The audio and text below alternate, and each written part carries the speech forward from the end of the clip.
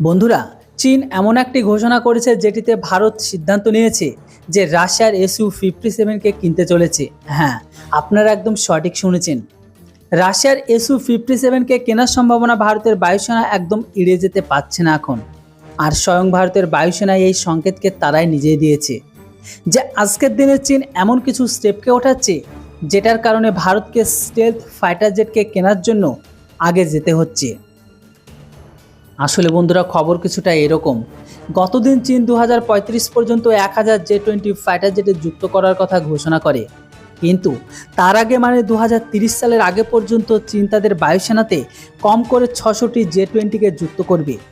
কিন্তু এর সাথে সাথেও পাকিস্তান ও চীনের J-31কে কেনার কথা ঘোষণা করেছে। আর আশা করা হচ্ছে পাকিস্তান কম করে 100টি সংখ্যায় চীনের J-31কে কিনতে পারে। মানে গত 5 থেকে 6 বছরের মধ্যে পাকিস্তানের কাছেও পঞ্চম প্রজন্মের স্টেলথ ফাইটার জেট থাকবে, কিন্তু ওই সময় ভারতের কাছে কোনো স্টেলথ ফাইটার জেট থাকবে না। তো সেখানে আবার ভারতের স্বদেশী অ্যামকা কম করে 12 থেকে 15 বছরের মধ্যে তৈরি হবে না।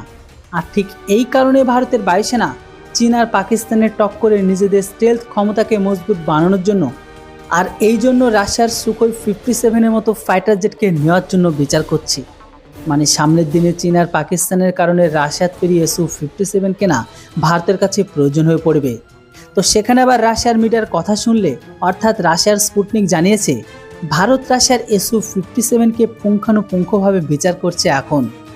তাই এমতো অবস্থায় দেখলে বুঝতে পারবেন যে ভারত যতই আগে SU-57 প্রজেক্টকে ছেড়ে দিক না কেন, কিন্তু এখন চীনের J-20-র কারণ আর পাকিস্তানের দ্বারা J-31কে কেনার কথা ঘোষণা করায় ভারতকে আবারও SU-57কে কেনার কথা বিবেচনা করতে হচ্ছে। তো বন্ধুরা, আপনারা বলুন, আমাদের কি SU-57 কি কেনা উচিত? আর যদি কেনে তাহলে আমাদের অবশ্যই পঞ্চম প্রজন্মের ফাইটার জেট অ্যামকার উপর প্রভাব পড়বে কিনা, এর উপর আপনাদের মতামত অবশ্যই কমেন্ট বক্সে লিখে জানান। Thanks for watching. জয় হিন্দ, বন্দে মাতরম।